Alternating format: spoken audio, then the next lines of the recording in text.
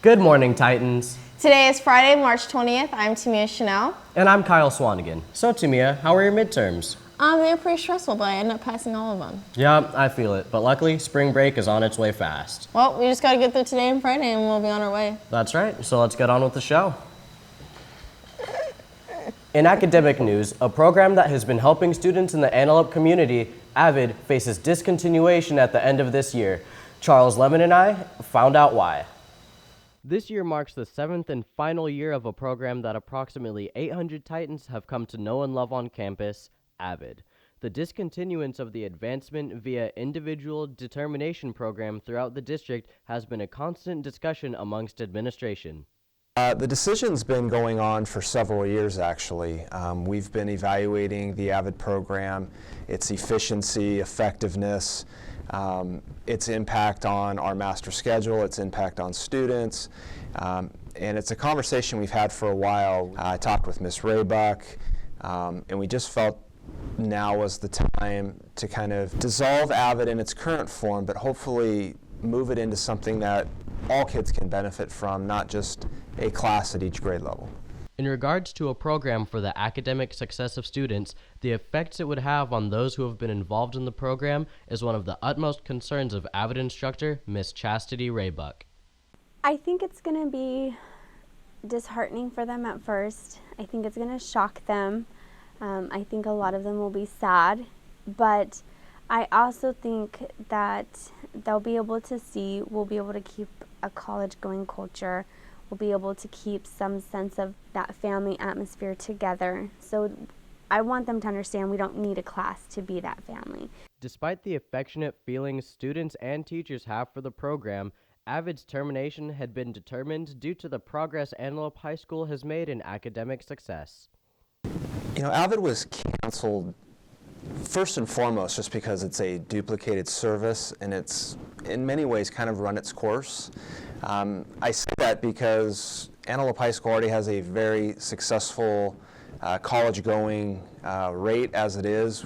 We already lead the district in the number of kids completing A through G requirements. So in and of itself, our goal right now is to evolve AVID into something more school-wide so that it addresses all of our students, not just a small population of students. As the news of AVID coming to an end had spread, passionate students have attempted to do what they can in order to keep the class going. We have started a petition to show administration how much AVID impacts the campus and how much students want AVID on campus. So if you are wanting to sign this petition, you can come see me and I can have you sign it, or you can come see Naveen Aliyah. Although some students desire to keep AVID going, many faculty members are prepared to continue spreading academic growth with or without the program. Kyle Swanigan, Titan TV News. It's unfortunate that we will be without our AVID program from here on out. However, Antelope still has many successful programs on campus. One such program is a speech and debate team led by English instructor Matt Paris, who recently took the team to Stanford for a competition. Reporter Megan Sullivan covered the event. On February 6th through the 8th, the speech and debate team traveled to Palo Alto to participate in the prestigious Stanford Invitational, hosted by none other than Stanford University. Well, so far we've seen this competition be a lot larger than anything we've had in our local league, especially even the Antelope tournament that we hosted, of course, on our own campus. Just the amount of competitors has been huge. We're talking 2 or 3 times the amount of people in every single event as we would have seen on our own campus. The tough competition didn't diminish the Titan spirits. It in fact inspired them. We competed with a bunch of teams from all over the world, like some were from Korea, some are from New York, and it was really cool to see a bunch of different teams and how they did things. And the point of this tournament was to really learn, to take what you saw other people doing that was better than you and apply it and make your own speech better. And it was really, really interesting to have this opportunity to go see a bunch of other teams and see what they're doing and what makes them do better, what makes them work. Despite the tough competition, the Titans did extremely well at the Invitational. As a team, speech and debate did an amazing job at the Stanford tournament. We had 4 of our members that made the semifinal round of their respective events, that being Jordan and Ya in duo, James Walsh in dramatic interpretation, and Jack Llanos in his original oratory. But we also had several of those students who did a very nice job, high performances for themselves, in a brand new competition called SPAR for Josh Yaros, as well as some OOs, some duos, and some student congress people that were actually competing as though they were members of Student Congress itself. All the other members of the team did an amazing performance with all their different jobs over the course of 3 days there at the Stanford campus and one of the other hotels in Santa Clara. Could not be more proud against some of the stiffest competition, not only in the nation, but in the world, with some of the other teams that came to town just for the Stanford Invitational. Using what they learned at Stanford, the team will travel to the state qualifying tournament with new skills and a better appreciation for speech and debate. Megan Sullivan, Titan TV News.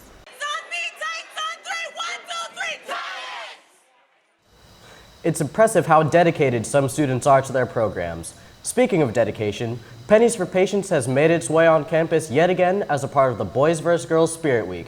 Reporters Justin Halverson and Trayvon Younger spoke with senior Ryan Mitchell to get more information. So this year, Pennies for Patients is going to be different. Instead of class competition, it's going to be boys versus girls for the Battle of the Titans rally, with the winner getting points towards the rally. So 2 ways you can donate. On the stage during lunch, there will be a table set up and you can donate boys versus girls. And also in the quad, there will be a lemonade stand and you can donate positive towards your gender with pennies and dollar bills and negative towards the other gender with silver coins. So get out there and donate some coins and get some free lemonade out of it. Thanks for the update, guys. Now over to Anastasia Golko with this week's ASB Minute. But first, a short message from Rally Commissioner Michaela Andrade and Senior Class President Ryan Mitchell. Hi, I'm Michaela Andrade, Antelope's Rally Commissioner and this year's Lady Titans team captain. And I'm Ryan Mitchell, Senior Class President and Captain of the Titan Men. It's that time of the year again. Battle of the Titans Spirit Week starts on Monday. Now, this type of rally week has a tendency to turn negative at many other schools. However, here at Antelope, we will do it the positive and respectful way. Any disrespectful behavior, such as negative chants, social media posts, or any other form of negativity will result in immediate cancellation of the rally. Instead, we will spend the week highlighting and appreciating both genders with our series of friendly, competition, and fun events. This year's theme is Motown. Motown music is known as the sound that changed America and brought all races together with their love of music.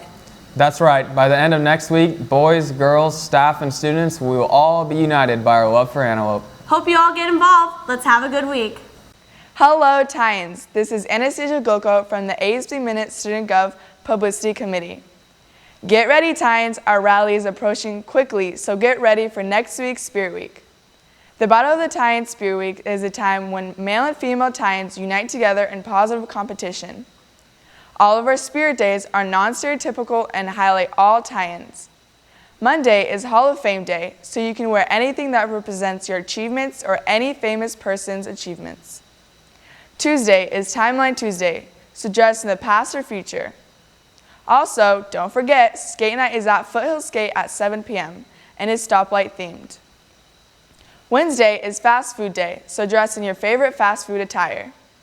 Thursday is Duo Day, so get a friend and dress as any famous duo. For example, peanut butter and jelly or salt and pepper. Last but not least, on Friday, wear your gender color. Ladies are red and boys are black. That's all for this week, Titans. Now back to Kyle and Tamia. I've always looked forward to the competition that comes between the Boys First Girl Rally. And that reminds me, it's time to visit Madison Carter in this week's Sports Corner.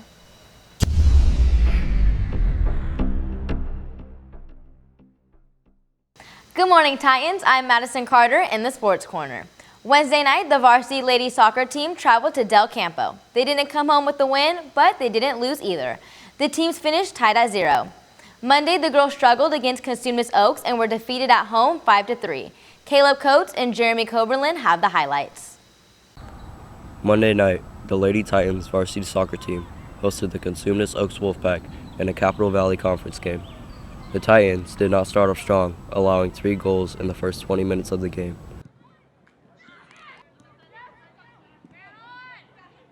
However, they played hard and cut the lead to 1 with goals from juniors Maria Ramon and Nina Sanders.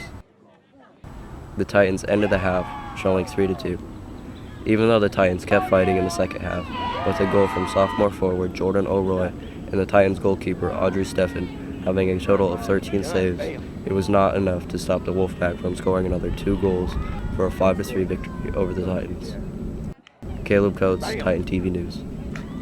On Tuesday, the varsity baseball team traveled to Casa Roble, losing a tough 4-3 game. The Titans started off hot with starting pitcher Ryan Mitchell striking out 3 batters in the first 2 innings. There were RBIs from senior Kyle Coates and freshman Caleb Coates, giving the Titans a 3-2 lead going into the bottom of the 7th. Unfortunately, a Rams walk-off hit ended the game. Tuesday, the varsity tennis team was defeated by visiting Del Campo 7-2. Doubles number 2, consisting of seniors Andrew Yakubovsky and Dewanshu Kumar, came with a close 3-set victory for one of the Titan wins. The Lady Titans basketball team was seeded 6th during the CIF NorCal Division II playoffs. They had their first playoff game at home against the 11th seed Novato and finished with a 77-48 win on March 10th. Their playoff run ended on Saturday when they traveled to San Jose to face 3rd-seeded Archbishop Mitty, losing 70-34. That's all the sports updates for this week, Titans. Kyle and Tamia, back to you. Thanks, Madison. Looks like our reporters here in S206 will have their hands full next week. That just means we'll have a better show for our viewers. As for this week, that's all we have, Titans. Have a great Friday. And an even better weekend.